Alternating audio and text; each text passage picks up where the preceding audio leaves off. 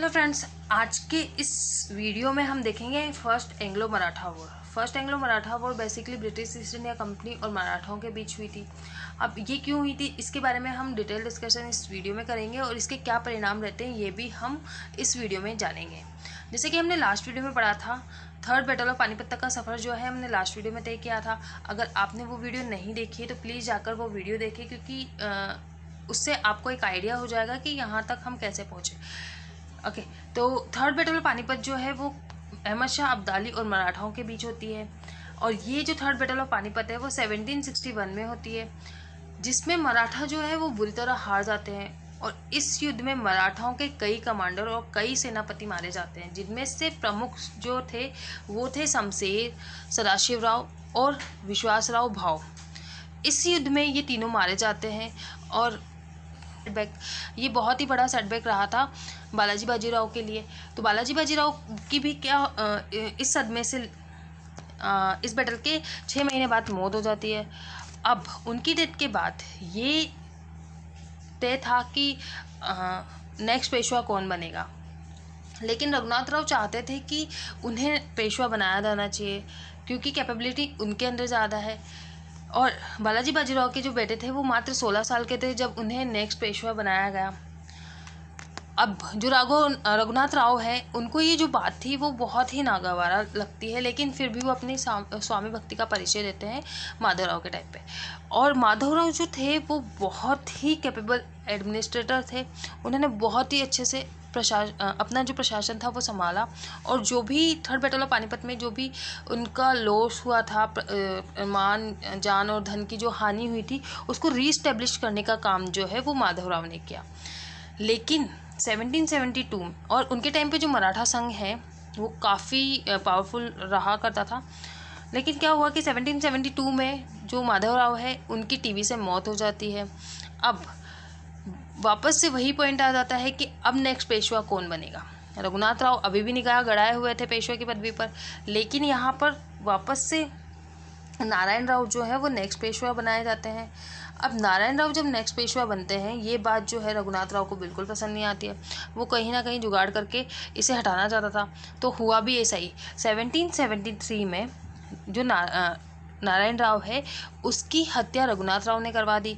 और उसकी डेथ के बाद जो रघुनाथ राव है खुद पेशवा बन बैठा और लोगों को ऐसा प्रिटेंड किया कि ये आंतरिक विद्रोह में मारा गया, लेकिन ऐसा होता नहीं है। जो कुछ मंत्री और जो प्रभावशाली सेनापति होते हैं वो उनको ये बात पता होती है कि कहीं ना कहीं षड्यंत्र जो था वो रघुनाथ राव ने किया था नारायण राव के खिलाफ। इसी बीच पता लगता है कि जो नारायण राव की पत्नी है गंगाबाई, उन्होंने एक बच्चे को जन्म दिया। तो जो मराठा एम्पायर के बहुत ही पावरफुल जो मंत्री थे नाना फडणवीस, उन्होंने एक मुहिम शुरू की। उन्होंने इस बच्चे को पेशवा बनाने की मुहिम स्टार्ट की। और इसके लिए उन्होंने अपने साथ जो प्रभावशाली उस टाइम पे मंत्री हुआ करते थे, सेनापति हुआ करते थे और जो दरबारी हुआ करते थे, उनकी एक परिषद बनाई जो 12 लोगों की परिषद हुआ करती थी। इन 12 लोगों की परिषद को कहा जाता था बारभाई काउंसिल, और ये काफ़ी प्रभावशाली सरदारों की संगठन हुआ करता था। अब इन्होंने ये मुहिम चालू रखी कि ये जो बच्चा है सवाई माधवराव, इसको पेशवा बनाना चाहिए। तो हुआ भी ऐसा ही। बारभाई परिषद जो थी वो अपनी मुहिम में कामयाब हो गई। और जो माधवराव है वो मात्र 40 दिन के थे जब वो पेशवा बने। और उनके बिहाफ पर जो नाना फडणवीस और बारभाई काउंसिल थी वो पूरा मराठा साम्राज्य संभाले हुए थी। लेकिन ये बात जो है राघुबा जो है रघुनाथ राव, उनको पचने वाली तो थी नहीं, बिल्कुल भी उनको सही नहीं लगा जो उनके साथ किया बारभाई काउंसिल ने। तो उन्होंने क्या किया कि सूरत पे जो ब्रिटिश ईस्ट इंडिया की बॉम्बे काउंसिल थी उनसे जाकर वो हाथ मिला लेते हैं 1775 में, और उनसे मदद मांगते हैं। और उनसे बोलते हैं कि अगर आप मेरी मदद करोगे तो मैं आपको पेशवा बनने के बाद, यानी आप जब भी मेरी मदद करोगे तो मैं पेशवा बनने के बाद आपको सालसेट और बसाइन का जो एरिया है, जो बेसिकली मुंबई और ठाणे वाली जगह होती है, उसके आसपास का जो भी एरिया है मैं आपको दे दूंगा। उसके अलावा सूरत और भरूच से जो भी मुझे रेवेन्यू जनरेट होता है, जो भी मुझे रेवेन्यू राजस्व मिलता है, जो भी टैक्स मिलता है, मैं उसका कुछ अमाउंट आपके साथ शेयर किया करूँगा। तो ये जो संधि होती है वो सूरत की संधि होती है। इसके बदले राघोबा को क्या मिला? इसके बदले ब्रिटिश ईस्ट इंडिया कंपनी ने कहा कि ठीक है, आप हमारे 2500 सोल्जर लेके जा सकते हो, हमारे सैनिक ले जाओ और आपको जो भी बैटल करनी है मराठाओं के खिलाफ आप कर सकते हो। और राघोबा को चाहिए भी क्या? यही चाहिए था। तो राघोबा एग्री हो जाते हैं इस ट्रीटी के लिए। लेकिन हम नेक्स्ट वीडियो में देखेंगे रेगुलेटिंग एक्ट जो कि 1773 में आया था। उसमें जो बंगाल है वो उसके पास सुपरविजरी पावर होती है, यानी कि ये दोनों बच्चे होते हैं, बॉम्बे और मद्रास का जो गवर्नर होते हैं, और जो बंगाल में बैठा हुआ पर्सन होता है वो कौन होता है? वो उनका चाचा होता है। तो इस तरीके से जो भी डिसीजन लेंगे वो बंगाल में बैठे हुए गवर्नर लेंगे। ये दोनों सिर्फ ट्रीटी कर सकते हैं, लेकिन उसको इम्प्लीमेंट करने का जो काम है वो कौन करेगा? वो बंगाल काउंसिल में बैठा हुआ गवर्नर करेगा। तो इस तरीके से इस ट्रीटी की एक प्रतिलिपि जो है वो कहाँ भेजी गई? वो बंगाल काउंसिल में भेजी गई। इसी बीच जो रघुनाथ राव हैं वो ब्रिटिश ईस्ट इंडिया कंपनी के कर्नल किटिंग के साथ मिलकर मराठाओं की ओर कूच करते हैं।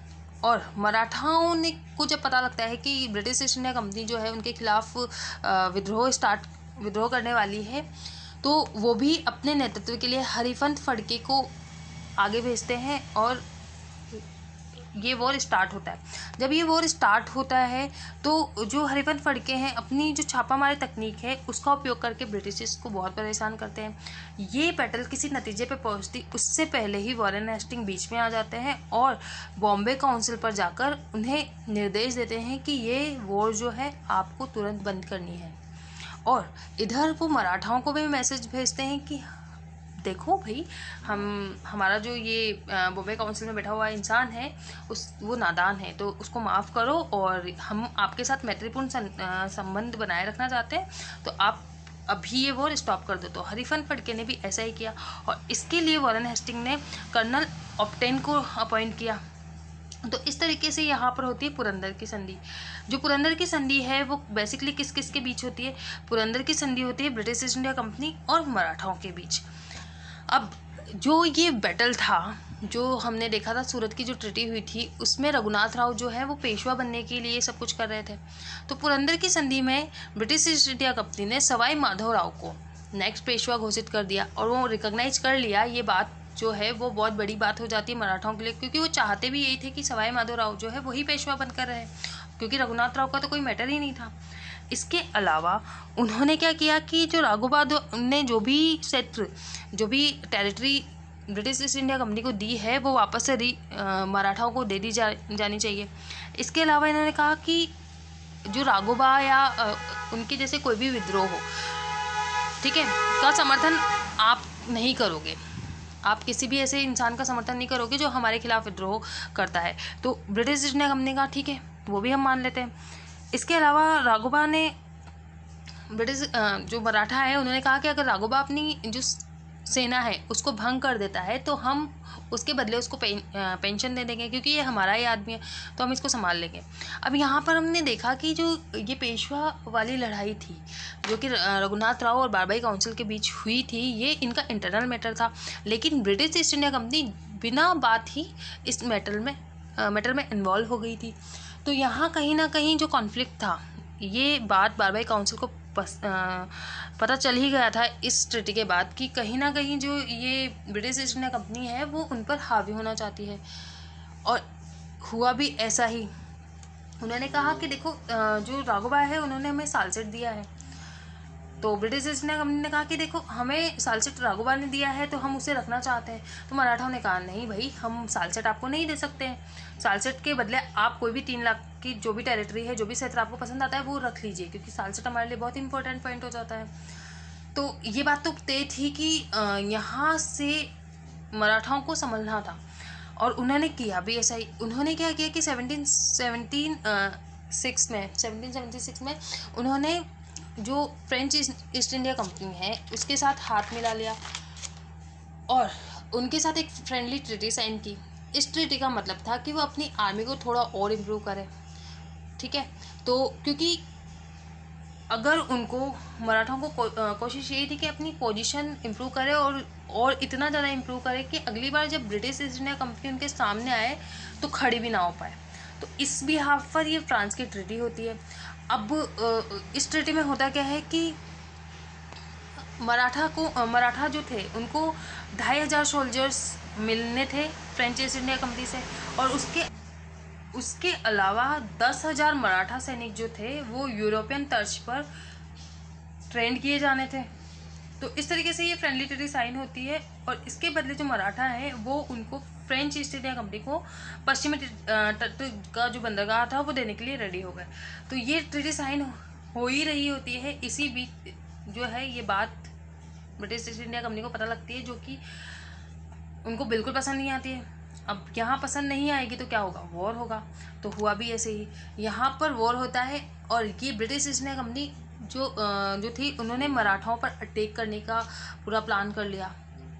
तो हरिफन फड़के जो थे, अब यहाँ उन्होंने क्या किया कि यहाँ पर जो थे महाजी शिंदे जो थे उन्होंने कमान संभाली, और महाजी शिंदे ने क्या किया कि ब्रिटिश ईस्ट इंडिया कंपनी पर अटैक कर दिया, और ब्रिटिश ईस्ट इंडिया कंपनी पर आर्मी को लालच दिया कि वो तालेगांव के पास जो घाट है वहाँ पर आकर अटैक करे। और जैसे ही जो British East India company Talegaon पहुँचती है तो यहाँ पर महाजी शिंदे की जो सेना थी वो ब्रिटिश ईस्ट इंडिया कंपनी पर अटैक कर देती है और बुरी तरह से उनको घेर लेती है। और जो ब्रिटिश ईस्ट इंडिया कंपनी का खापोली में बेस था तो उसको भी क्या करती है, जो मराठा थे उन्होंने कैप्चर कर लिया और उसको जला दिया। इसके अलावा जब कोई रास्ता ब्रिटिश ईस्ट इंडिया कंपनी को नहीं दिखा तो वहाँ पर से ब्रिटिश ईस्ट इंडिया कंपनी भागकर वडगांव पहुँच जाती है।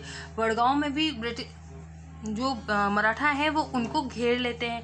अब ब्रिटिश ईस्ट इंडिया कंपनी को यहाँ पर सरेंडर करना पड़ा, क्योंकि ब्रिटिश ईस्ट इंडिया कंपनी पूरी तरह यहाँ पर बैटल में हार जाती है।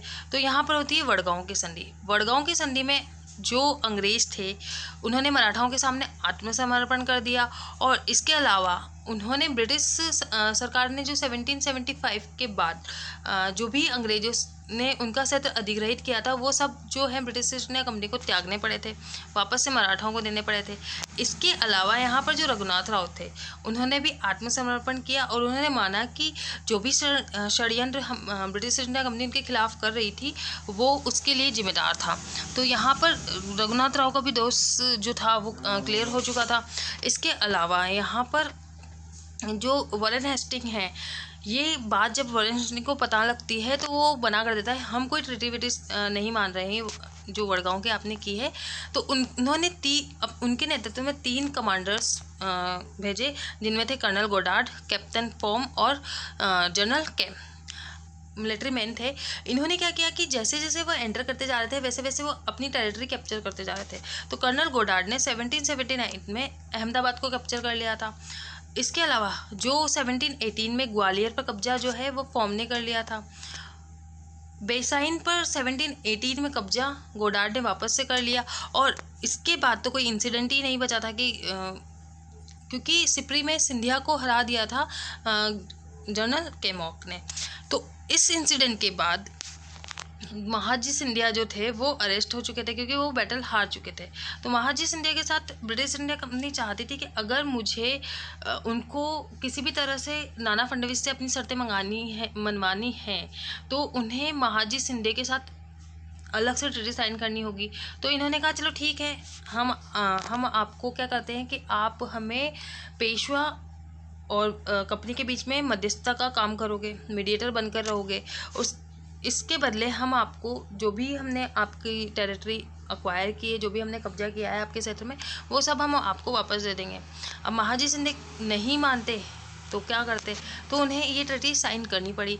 और यहाँ पर जो महाजी सिंधे हैं वो सिर्फ शांति समझौते के लिए मीडिएटर बनकर रह गए, क्योंकि अब वो किसी का पक्ष नहीं लेने वाले थे। यहाँ पर एक न्यूट्रल इंसान जो है वो महाजी सिंधे हो गए। तो इस तरह से महाजी सिंधे जो है वो गारंटर हो चुके थे ब्रिटिश ईस्ट इंडिया कंपनी और मराठों के बीच, क्योंकि ये शांति समझौते पर उन्होंने हस्ताक्षर भी कर दिए।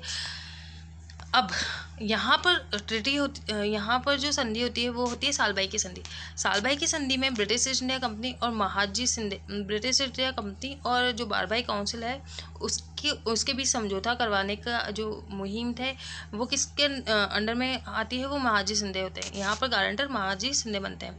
तो इस संधि में जो सालसेट था वो अंग्रेजों के कब्जे में आ जाता है। इसके अलावा जो रघुनाथ राव का समर्थन जो कर रहे थे ब्रिटिश ईस्ट इंडिया कंपनी, उन्होंने, मराठाओं ने कहा कि आप इसका समर्थन ना करो, हम इसको पेंशन देकर यहाँ से रवाना करते हैं। इसके अलावा पुरंदर की संधि में ऑलरेडी हमने जो क्षेत्र विजय किए थे वो सब आप हमें वापस रिटर्न कर दो, मराठाओं ने ऐसा ब्रिटिश ईस्ट इंडिया कंपनी से बोला। तो ब्रिटिश ईस्ट इंडिया कंपनी कहा ठीक है, हम वो सब कुछ आपको दे देंगे, डोंट वरी, लेकिन आप कोई भी यूरोपियन जो समर्थक नहीं है हमारे, उनको आप शरण नहीं दोगे।